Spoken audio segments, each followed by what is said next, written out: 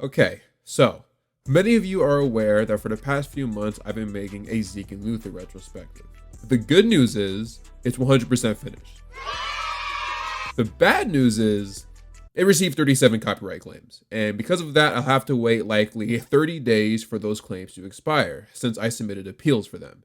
Thing is, I didn't want to go that long without uploading for y'all, so I decided that now would probably be a good time to make another one of my videos where I talk about all of the upcoming revivals / reboots based on childhood shows that are in the works, because somehow more and more just keep getting announced and I don't get it. Well, regardless, we got some stuff to talk about, and some of these are pretty interesting to say the least. So let's get into it.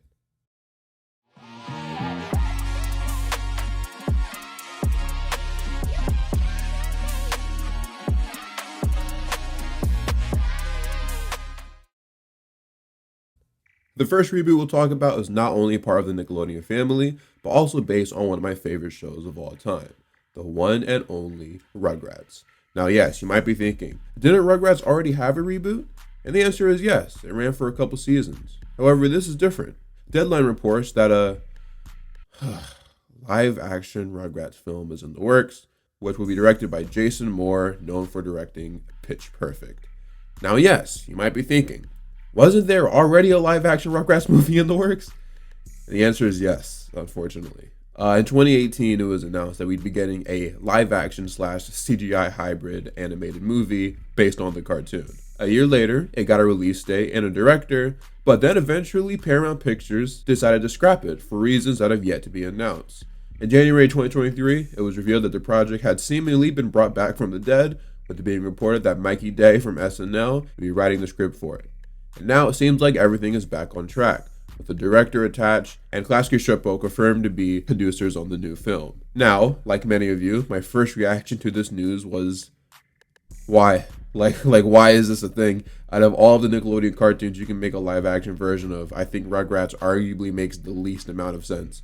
And also, it's a hybrid film, which means presumably the babies are going to be CGI, an idea that just sounds horrible and overall useless. The Klasky Csupo art style was one that I feel would not translate that well to CGI. I mean, look, I love Rugrats, and I do think there's a world where more Rugrats stories can be told. I didn't watch the reboot outside of the first episode, and I remember it being pretty decent. My only real issue with it was the art style and how lifeless and uncanny it looked, with Chucky being the only character that I thought translated well. I can only imagine what these characters would look like in a live-action setting. I'll never understand why companies today are so scared to just make 2D animated projects. I get that it's more time consuming and at times more expensive, but if it remains true that this movie is going into theaters, then you're gonna get a theatrical budget anyway. Or you could do something like the Peanuts movie. There's no need for this to be live action at all. Regardless, looks like we will actually be getting this movie, and although I'm not thrilled about it, you guys know I have to watch it anyway. I mean, I literally have a Rugrats poster in my living room. I'm about that life, clearly. Since we're on the topic of Nickelodeon, many of you have probably heard that Victorious is actually getting a spin-off revival series centered around Tori's sister, Trina. I would say I'm surprised that this is happening, but how could I be? Recently, Nickelodeon has been in their nostalgic cash-grabbing bag when it comes to bringing back their old sitcoms, Zoey 101, iCarly, and some of these shows aren't even that old. We just got a Henry Danger movie and a brand new Thunderman series that premiered like a week apart from each other. What is this, 2015? Nah, but seriously though, a Deadline reports that Nickelodeon is developing Hollywood Arts, a Victorious spinoff starring Daniela Monet as Trina Vega, who is somehow now a teacher at her old high school. Besides her, the only other names attached to it are producers Jake Farrow and Samantha Martin, the former of which has been on other Nick shows in the past, like Victorious and Drake and Josh, while also doing a ton of behind-the-scenes stuff. And no, before you ask, Dan Schneider is not attached. He hasn't been attached to anything on Nick in years, even the spin-offs to stuff like Henry Danger. Now, I totally think that this is unnecessary. Do I think it's a bad idea, though? No, but hear me out. I totally think that, especially after the relative success of the iCarly revival, that something like this could work in 2025. But the problem is that, unlike the iCarly revival, this is a kid show.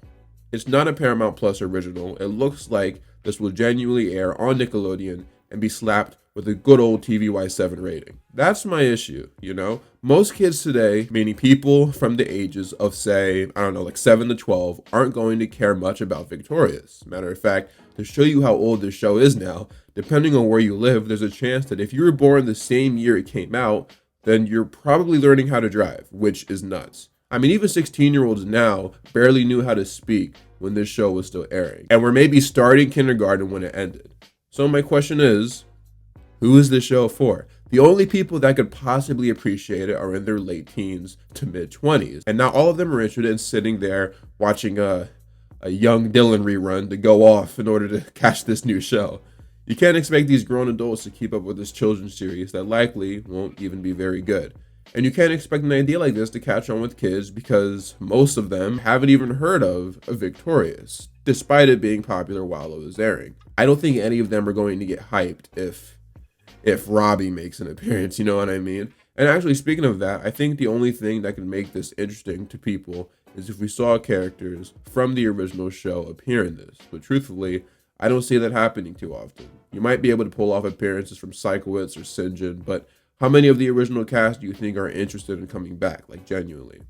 Avon Jogia just got engaged to Halsey, so I think that brother's a little busy. Leon Thomas just did a Tiny Desk performance and also is probably having the best and most successful year of his life. Elizabeth Gillies just got cast in a Broadway musical adapting Little Shop of Horrors. And Ariana Grande. Enough said. The only two that I don't think are objectively too busy to appear are Victoria Justice and Matt Bennett. If anyone appears in this show, it would probably be those two. Victoria was open to being in the Zoe 101 movie, but couldn't due to scheduling conflicts. And Matt Bennett is doing everything he humanly can to remind everyone that he was on a 2010s Nickelodeon sitcom. So I don't think he's anti-crash grabs. Even if they do make appearances though, I don't think that would elevate the potential quality of the show. But I guess only time will tell. I'll check out the pilot and might even let y'all know what I think. Keeping it in the Nickelodeon family, it looks like we're getting yet another installment into the Avatar franchise that recently hasn't been getting a lot of attention. We had the live-action remake on Netflix, the new movie in development, and now it looks like we're getting a brand new series entitled Avatar: Seven Havens.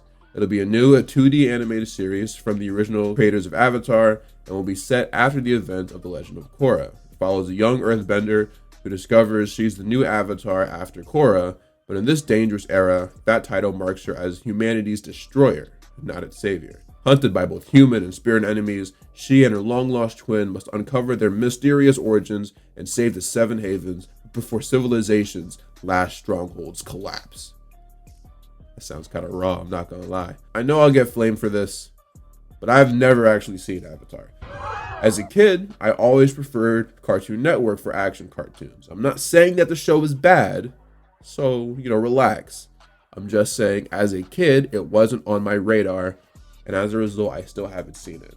But I did hit up my friend Banana Man, who is an Avatar fan, and he seems to be relatively excited. He's also a YouTuber and makes reviews on stuff, so check out his videos, if you will. This next one is kind of weird. Do y'all remember Gullah Island? I'm just going to pretend you said yes. Well, it's kind of coming back, but not in a way that you'd expect.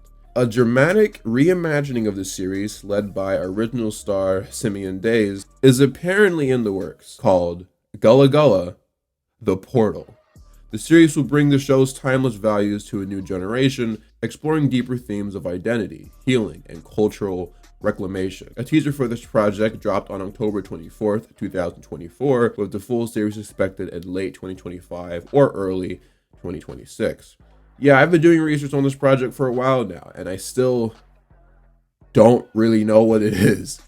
One thing is for sure, though, once they start dropping episodes, it better be in a quality better than 360p, that's for sure. I used to really like Gullah Island as a kid, though. I remember I had requested my mother to wake me up in the morning so I could watch it, because for a while it only aired at like 5 or 6 a.m. It wasn't one of my go-to Nick Jr. shows, but it was still solid. Now, you want to talk about banger Nick Jr. shows. I know a lot of y'all grew up watching Wonder Pets. It was definitely one of the staples of 2000s era Nick Jr. along with Dora and the Backyardigans. And if you ask me, Jack's Big Music Show was right up there. But, it never got the recognition it deserved. You know what I'm saying? But I'm going to make sure that it does one day. Anyway, well, the Wonder Pets are coming back, or should I say it already came back, since the new series entitled Wonder Pets in the City premiered on Apple TV sometime last year. It features a New York City branch of the Wonder Pets team consisting of Izzy the guinea pig, Tate the snake, and Zuri the bunny. I'm not gonna lie, man, I'm probably never gonna watch an episode of the show, but I truly do love the animation from what I've seen in the trailers. Like, this show looks and moves very nicely. It's pleasing on the eyes. I'm sure there's someone out there that'll complain about this harmless preschool cartoon ruining their childhood and not being as good as the original. It happens all the time. I really don't think it's a big deal. Besides new characters in a new city, it really does just look like a more polished version of the original. Someone in the comments is going to tell me I'm wrong and that the original will always be way better, and I really don't care. I like kid shows. I don't like kid shows enough to argue with you, though. You got it, boss. Wonder Pets in the City is on Apple TV now, and a season 2 was already renewed in January, so it looks like this show will be around for a while. Wonder Pets isn't the only educational series making a comeback, though. It's been announced that the Magic School Bus is getting yet another reboot, this one being called The Magic School Bus: Mighty Explorers. Scholastic Entertainment says that the show will see the return of Ms. Frizzle and her lizard sidekick, while introducing new characters like Lily, Wyatt, and Benny. The Mighty Explorers will answer questions like, how does sound work? Why is the sun hot? And why did Nico Harrison trade Luca? I'm kidding. I don't think they're covering that one. It would be sick if they were, though. Also, did I mention that the school bus can talk now? I didn't? Well, the school bus can talk now. You know who can't talk, though? My guy Pingu. And believe it or not, they're even bringing him back. I used to love Pingu as a kid, bro. Hold on, you mind if I wild out real quick?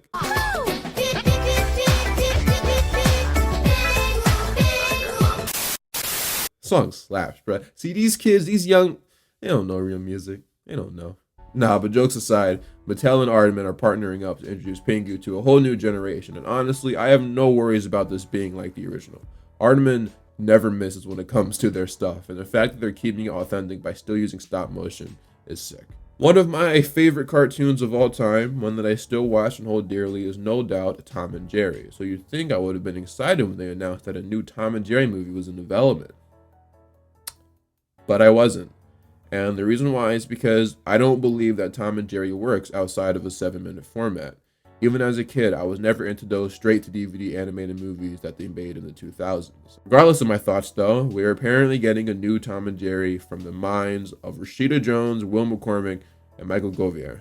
I gotta say, I'm surprised they're doing another theatrical Tom and Jerry film, because the last one wasn't necessarily a box office hit, though I suppose you could just blame it on it being released during COVID. I always thought this movie was kind of just okay. I didn't hate it as much as other people did. It definitely didn't make me want another Tom and Jerry movie, though. I will say the only thing that might make this interesting is the fact that it will apparently be completely animated, which does make me happy. I think that's a much better choice than doing a live action take on the characters like last time. Nothing would make me happier than this being a genuinely good movie, but I just don't think Tom and Jerry is something to make movies out of. Maybe this will prove me wrong, though. Cartoon Network is no stranger to reboots and revivals, so when I saw something recently about one of their old shows potentially coming back, it didn't surprise me. What did surprise me, though, was the show attached to the news, Class of 3000. For those who are unaware, which admittedly could be a lot of you, Class of 3000 was a 2000s Cartoon Network show created by my personal favorite rapper of all time, Andre 3000. The show lasted a couple seasons on Cartoon Network before getting canceled in late 2007 due to budget constraints. The show was later sued by a dude who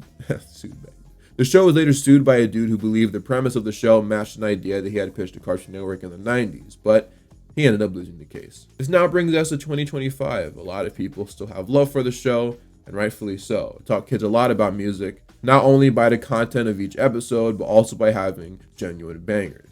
Anyway, recently Andre 3000 was interviewed by Nardwuar. Eventually they started talking about the series, and Andre revealed two things. One, Tyler the creator was a huge fan of the show, and two, they are hoping to do something new with it in some type of way.